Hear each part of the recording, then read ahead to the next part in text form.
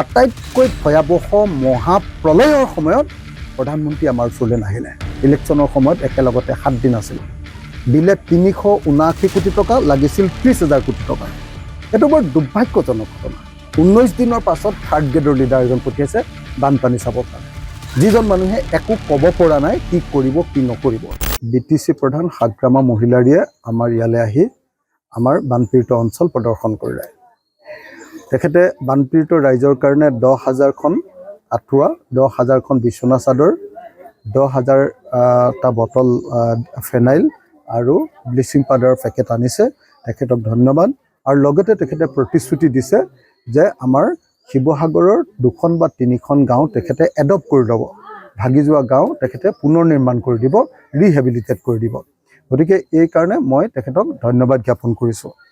কিন্তু যি সময়ত সাগ্ৰামা মহিলাৰী তেওঁৰ নিজৰ BTC এলেকাৰ পৰা আঁতৰি আহি অসমৰ উজনি অসমত আহি তেখেতে আপোনাৰ মানুহক সহায় কৰিবলৈ আহিছে, সেই সময়ত ভাৰতবৰ্ষৰ প্ৰধানমন্ত্ৰী এতিয়ালৈকে অহা নাই। প্ৰধানমন্ত্ৰী আৰু গৃহমন্ত্ৰীয়ে 10 দিন ইলেকশ্যনৰ সময়ত অসমত থাকে, 10 দিন পঠিয়াইছে এতিয়া স্বাস্থ্যমন্ত্ৰী। তাৰমানে স্বাস্থ্যমন্ত্ৰীক পঠিয়াই তেওঁলোকে, আমাৰ ইয়াত স্বাস্থ্য বিভাগ আছে, অৰ্থাৎ তেওঁলোকে থাৰ্ড গ্ৰেডৰ লিডাৰকহে, থাৰ্ড গ্ৰেড, ফাৰ্ষ্ট গ্ৰেড যদি আমি প্ৰাইম মিনিষ্টাৰ বুলি ধৰোঁ, তাৰপিছত হোম মিনিষ্টাৰক যদি ছেকেণ্ড গ্ৰেডৰ লিডাৰ বুলি ধৰোঁ, থাৰ্ড গ্ৰেডৰ লিডাৰকহে আমাৰ বানপানী চাবৰ কাৰণে তাকো 19 দিনৰ পাছত পঠিয়াইছে। 19 দিনৰ পাছত থাৰ্ড গ্ৰেডৰ লিডাৰ এজন পঠিয়াইছে বানপানী চাবৰ কাৰণে, যিজন মানুহে একো ক'ব পৰা নাই কি কৰিব কি নকৰিব। এইটো বৰ দুৰ্ভাগ্যজনক ঘটনা। কেন্দ্ৰীয় চৰকাৰে অসমক যিধৰণে চাইছে, অসমৰ আটাইতকৈ বিপদৰ সময়ত, 2টা চেঞ্চুৰী 2টা শতিকাৰ আটাইতকৈ ভয়াৱহ মহাপ্ৰলয়ৰ সময়ত প্ৰধানমন্ত্ৰী আমাৰ ওচৰলৈ নাহিলে। ইলেকশ্যনৰ সময়ত একেলগতে 7 দিন আছিলে, গৃহমন্ত্ৰী 10 দিন আছিলে।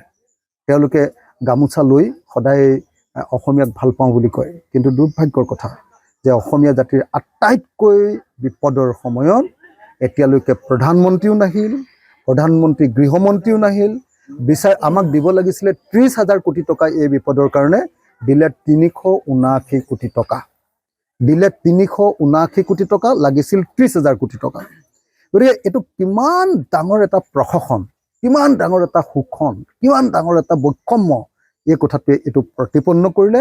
আৰু তেনেকুৱা সময়ত আমাৰ অসমৰ এজন জনজাতীয় নেতা, BTC চিফ, আৰু বিপদৰ সময়ত মানুহক সদায় সহায় কৰা বুলি, মহানুভৱতা প্ৰকাশ কৰা বুলি সদায় নাম থকা আমাৰ সাগ্ৰামা মহিলাৰীয়ে আমাৰ ইয়াত আহি ৰিলিফ দিয়া আৰু তাৰপিছত ৰিহেবিলিটেশ্যন কৰিবৰ কাৰণে ঘোষণা কৰা, এই 2টা কথাৰ কাৰণে মই তেখেতক ধন্যবাদ জনাইছোঁ।